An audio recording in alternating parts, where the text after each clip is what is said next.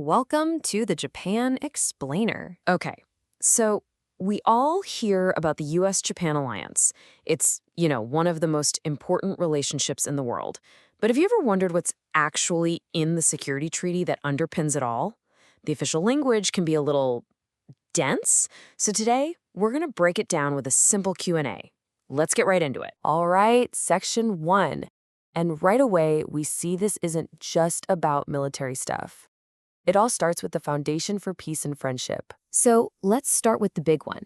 What's the main point of this whole treaty? What were Japan and the US trying to accomplish when they signed this thing? You might be surprised at how broad the goals are.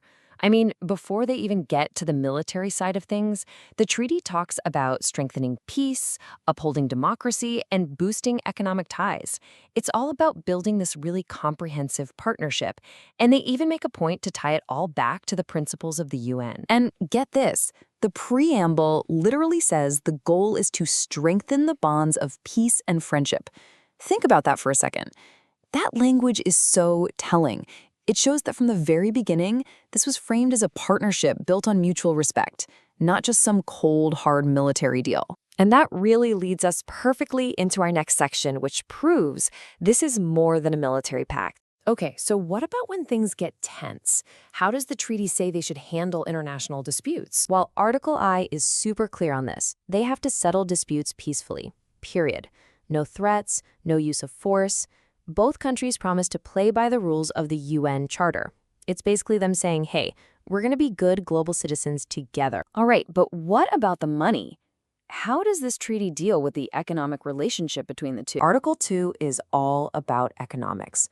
It pushes them to strengthen their institutions, promote stability, and here's the key part, work to eliminate conflict in their economic policies. The idea is that they should avoid hurting each other with bad policies and instead, encourage collaboration that helps both sides grow. Okay, now we get to the part everyone really thinks about when they hear security treaty. Section 3, the heart of the defense pact. So how exactly are they supposed to stay ready to defend against an attack? Article 3 lays out this really interesting two-pronged approach. First, there's self-help. That means each country is responsible for building up its own defense capabilities, all while following its own constitution, which is a really important point for Japan. And then there's mutual aid, where they promise to help each other out.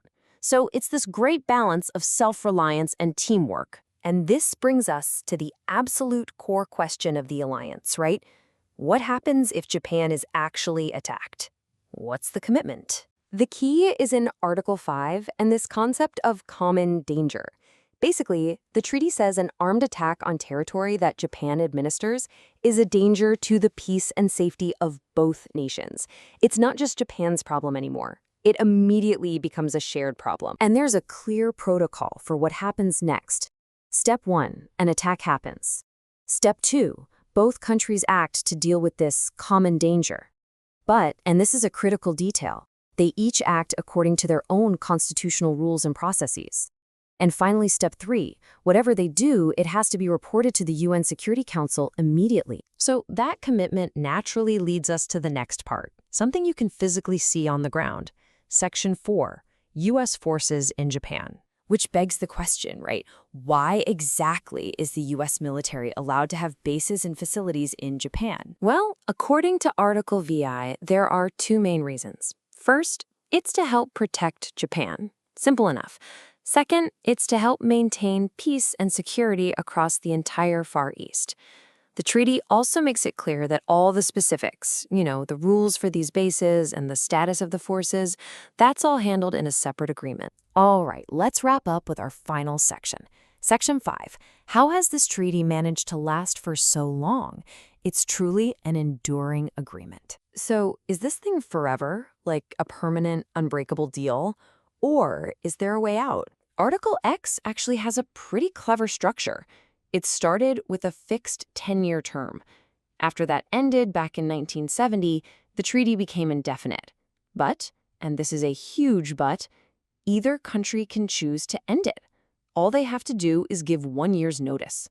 So while it's definitely an enduring agreement, it's not a permanent one. It's a relationship that both sides have to agree to continue year after year. And that really leaves us with the big question, doesn't it?